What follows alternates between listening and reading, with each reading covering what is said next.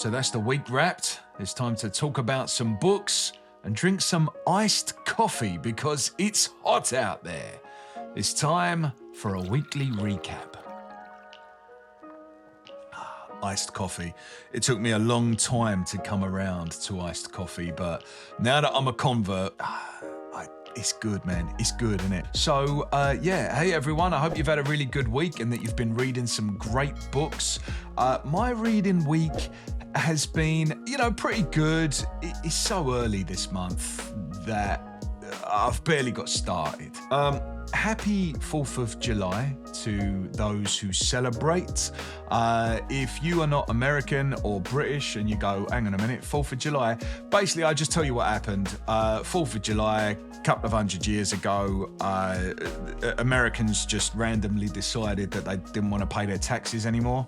So we sent them some tea in this lovely boat. The king sent them some tea and they tips it in the water. And so we said, you know what?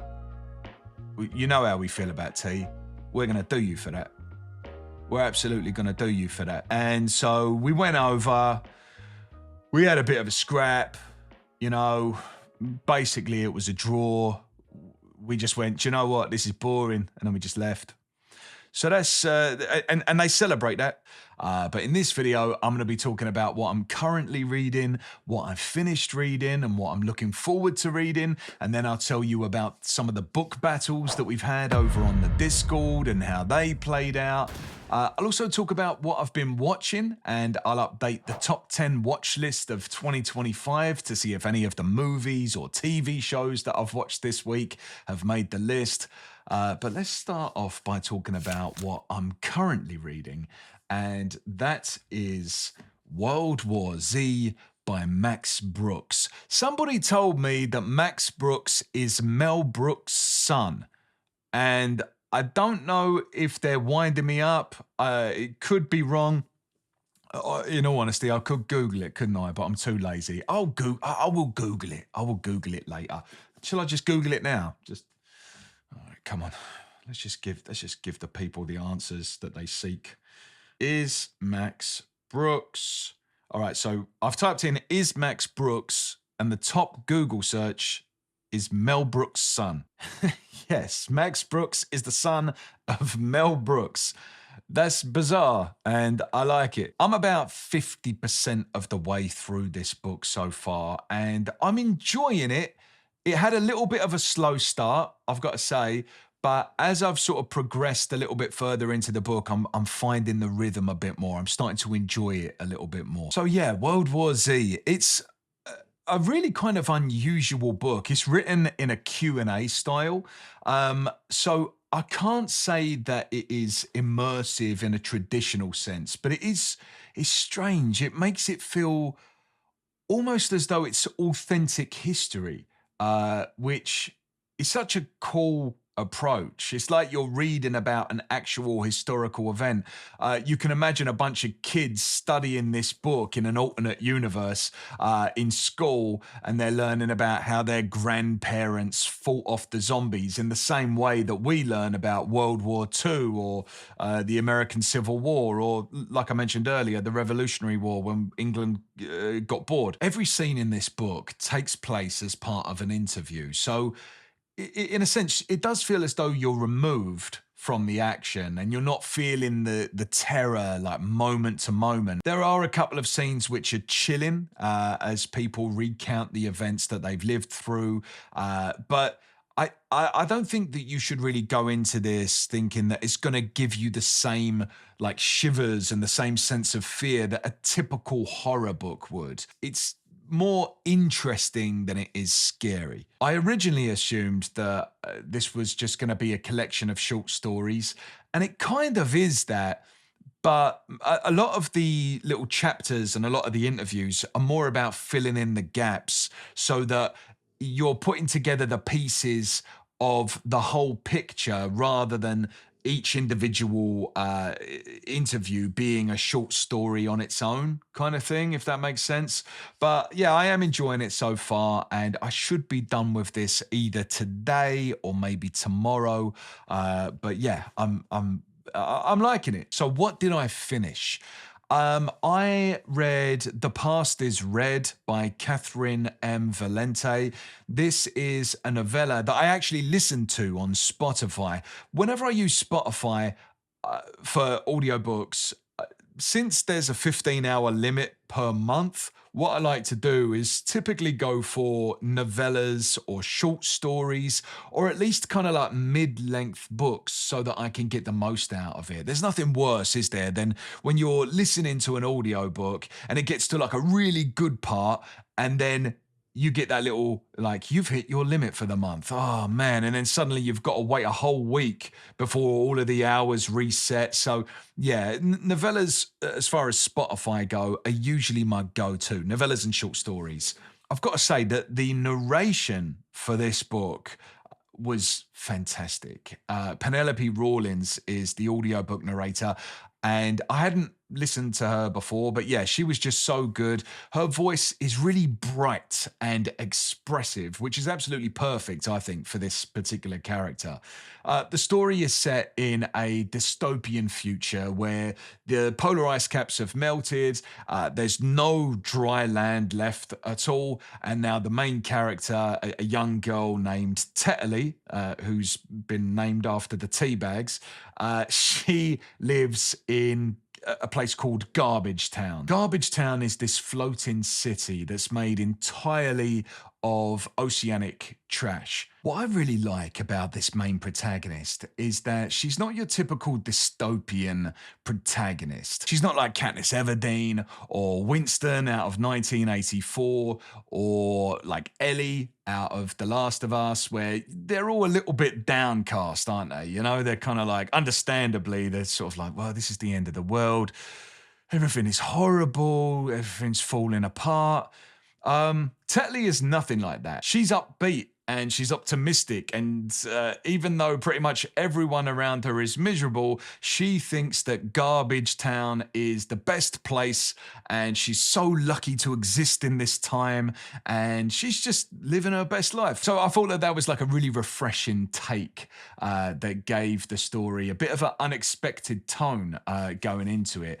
The world building is really good. It's one of those stories where it drops you in the middle of things, and then you slowly have to kind of piece together how everything works in this new society. Like the strange thing about Tetley's optimism is that, in a sense, it does make things a little bit more heartbreaking, because it feels in certain moments like she is convincing herself that she's happy, even when things are sort of like falling apart, because, you know, everyone around her feels like they're living in reality. It's almost as if she's just got this tunnel vision, like everything's fine, everything's okay, I'm lucky, I'm lucky. And so, yeah, you know, you kind of get that sense that she's holding something inside of her at certain points, and she's living in denial a little bit.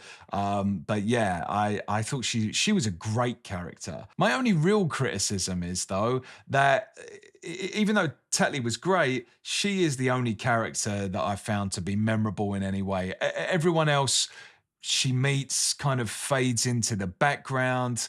There's also not very much of a plot. So if you are looking for a strong plot or a big journey or something like that the main character goes on, might not necessarily be the book for you. It's more of a stream of consciousness kind of style, where we're just exploring this world rather than following any clear direction. Overall, I quite liked it. If you're into dystopian stories and you want something a little bit fresh, a little bit quirky, then I think you would probably enjoy this. If you are going to read it, I'd highly recommend listening to the audiobook, because the narrator, Penelope Rawlins, she was just really fantastic. She brought all of the characters to life. Like, everyone sounded so different from one another, and they all sounded really interesting. You know, you wanted to lean in and listen to them. Really a great narrator. What I always like to do when I finish a book is kind of give it a soundtrack or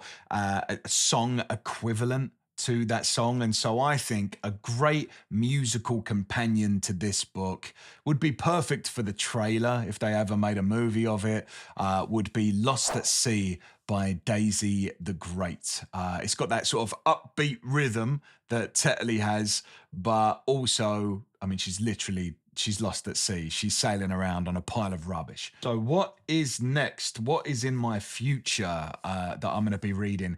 I'm going to get started on Persuasion by Jane Austen. This is the book that the PBJ Book Club have chosen. I actually know very little about this book, so I'm looking forward to reading a classic with the PBJ Book Club. It's the first classic that we've all read together. Most of what we've read has been horror and a little bit of fantasy. So this will be interesting to experience together. I think once I finish World War Z, I'm going to get stuck into Discovery by J.A.J. Minton. So really looking forward to reading this. Little bit of a cosmic horror. So yeah, excited for that.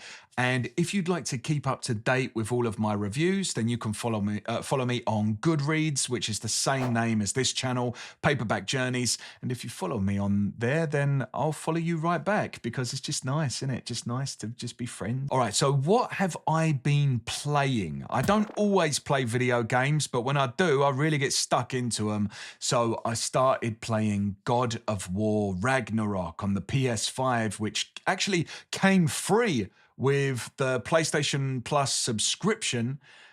So I was like, yeah, I'm having that. Man, this is one of the most beautiful looking games that I've ever played. I played God of War, the first game, on the PlayStation 4, and I really enjoyed it. And so it's cool to kind of catch back up with the characters, pick up where we left off. I'm having a lot of fun with it. I've only been playing it for a couple of hours. I usually prefer to play open world games. And this game, I think it has a little bit of that, but for the most part, it's a linear story about Kratos and his son, Atreus. Playing this game is one of those where it really does feel as though you're playing a movie. Not everyone likes that, Some people go, I just want to focus on the gameplay. The gameplay is good, though. But it's got a nice balance, I think, of action scenes and incredible combat, but then it will slow down. And Kratos and his son will have this little father-son moment where they're both maybe like grieving the loss of their wife and mother. By the way, that's in that opening scene of the first game, so that's not a spoiler, all right, before you start coming after me in the comment section. I think one of the coolest things about the game and the way that it's presented is that just like the first game, it's all presented as one continuous shot. There's no like traditional camera cuts or fade to black or anything like that during the gameplay. No loading screens or anything. So from the moment that you start playing the game to the very end, the camera is just following the characters seamlessly the whole way through. I think that's really a nice aspect of the game. The storytelling so far is great. Like, I picked up the controller, and honestly, I'm not exaggerating, within 5 minutes of me starting the game, I had tears in my eyes already. I'm not going to tell you why, but yeah, I was like getting choked up straight away. So yeah, I am enjoying it. I like it. What have I been watching? I haven't really been watching. I haven't had very much time to watch any TV shows or anything like that. But I watched a movie called American Fiction starring Jeffrey Wright. I really liked this. It was really witty, actually much funnier than I expected. Jeffrey Wright plays this African-American writer named Thelonious Monk Ellison. He is a frustrated author and a literature professor whose career is a little bit of a standstill at the moment. And at the same time that his career has kind of come to a standstill, the market seems drenched with kind of African-American stereotypes that are flying off the shelves. And this is really frustrating to him. So what he decides to do is kind of out of spite, he says, you know what, I'm going to write this ridiculous over-the-top book that's filled with every negative cliche that he can think of, just to sort of mock the publishers and the people who read these books that he thinks are a little bit trashy. And so he submits this book under a pseudonym, thinking that the industry is going to catch on to the satire, but instead he finds himself in the middle of this massive bidding war. Everybody wants to publish this book. Nobody gets the joke. They don't understand that he's making fun of them. And so this sort of makes him feel even more annoyed.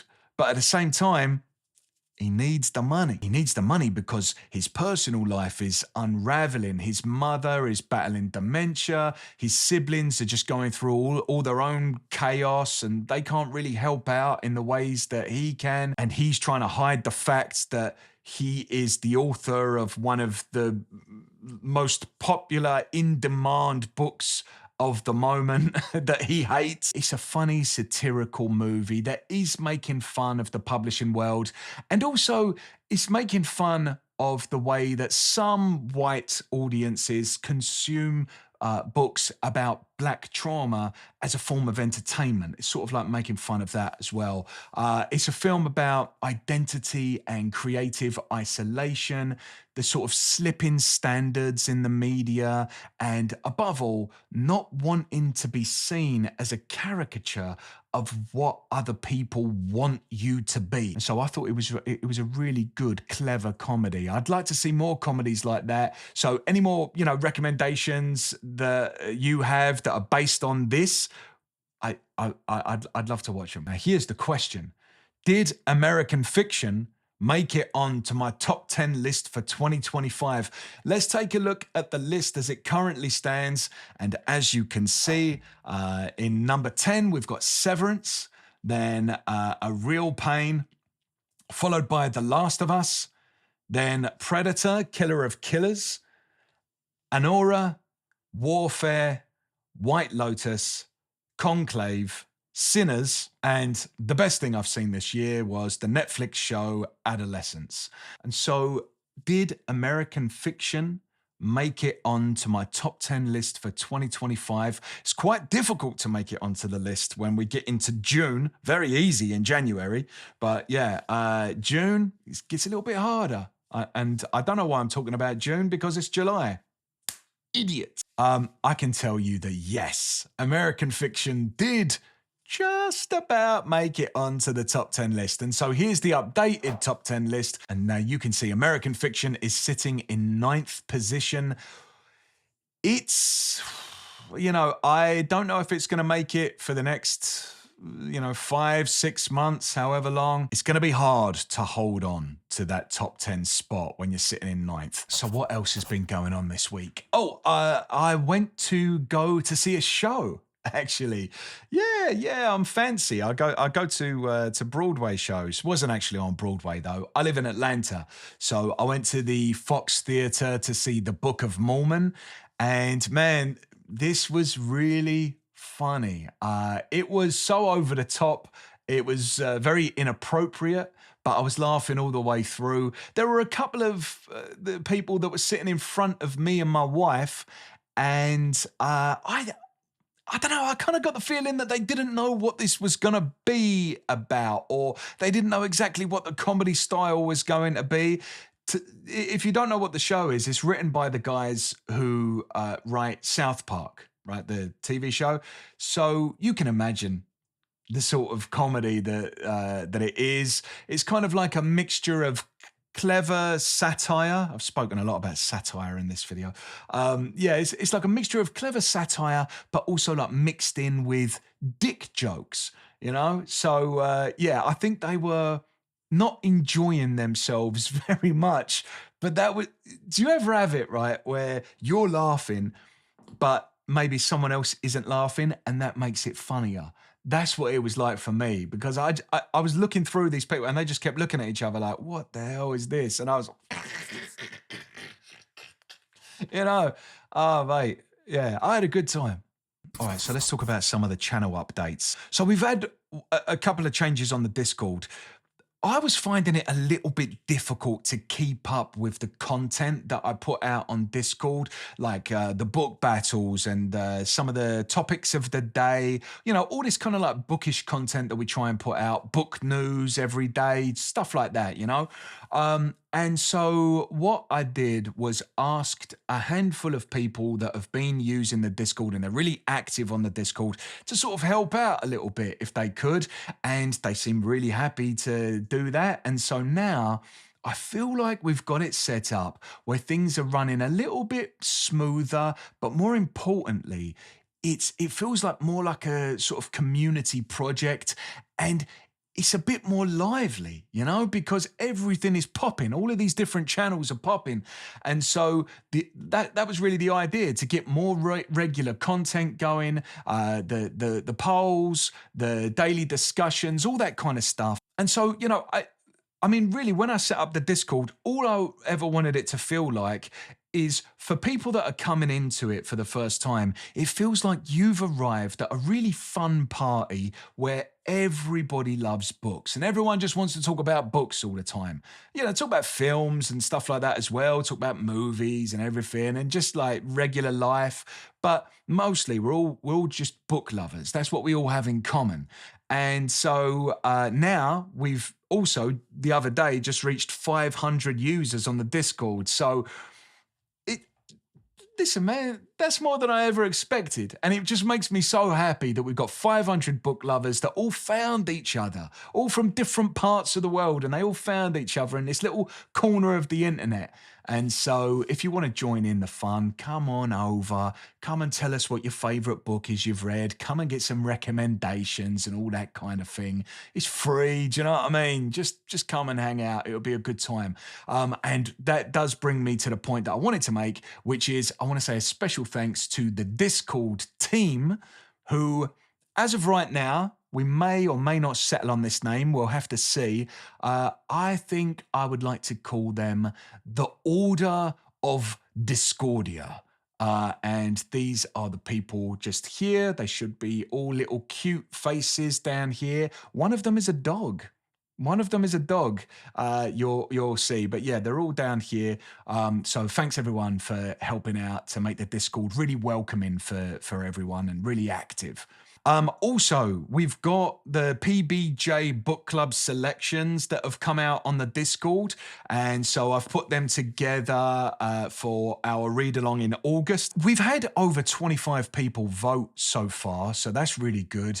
But I think that some people on there vote strategically. They kind of hold back their vote to see which way the wind is blowing and see if they can kind of turn it towards the book that they would like to read. The good thing about voting on Patreon is that you can take back your vote and put it somewhere else. So if your one isn't in the lead and you're looking at something else that maybe I'd like to read that, I definitely don't want to read what's in the lead, you can take your vote and put it over here. So there's a little bit of switching that goes on, and it's fun for me to watch how each one of these books all progress. So if you want to see what's up for selection on the Patreon, then the link's in the description below as well. We've also got the selections for the audiobook that I'm going to read. I like to read an audiobook. I'm an audiobook narrator, right? If you didn't know. And so I read a little short story, something that's in the public domain every month. And the selections that we've got this month are The Monkey's Paw by W.W. Jacobs, The Signal Man by Charles Dickens. That's one I've read previously and really enjoyed. We've got The Occurrence at Owl Creek Bridge by Ambrose Bierce, The Mask of the Red Death by Edgar Allan Poe, and The Furnished Room by O. Henry. So yeah, I think we've got some real bangers there. I'd love to read all of them. I just don't have the time to read all of them, so I just stick to one a month. But yeah, so we've got people choosing what one I'm going to read on the Patreon there as well. Also, we had some book battles this week on the Discord where we pit books and authors and series against each other, and the people vote for which one they prefer. And this week we had Lonesome Dove against East of Eden. So that was a tough one. And the winner of that battle was Lonesome Dove with 56%. Then we had Brandon Sanderson versus George R.R. Martin, and the winner of that battle was George R.R. Martin with 69%. And then we had a very close battle, Fight Club versus American Psycho, and the winner of that battle was Fight Club with 51%. So yeah, that was a real close battle there. So now, as always, I'm going to ask you the big question of the week, and you can answer down in the comment section below. Just before I ask you the big question of the week, I want to say a thank you to my Patreon members for supporting the channel. A big thank you to the cult members.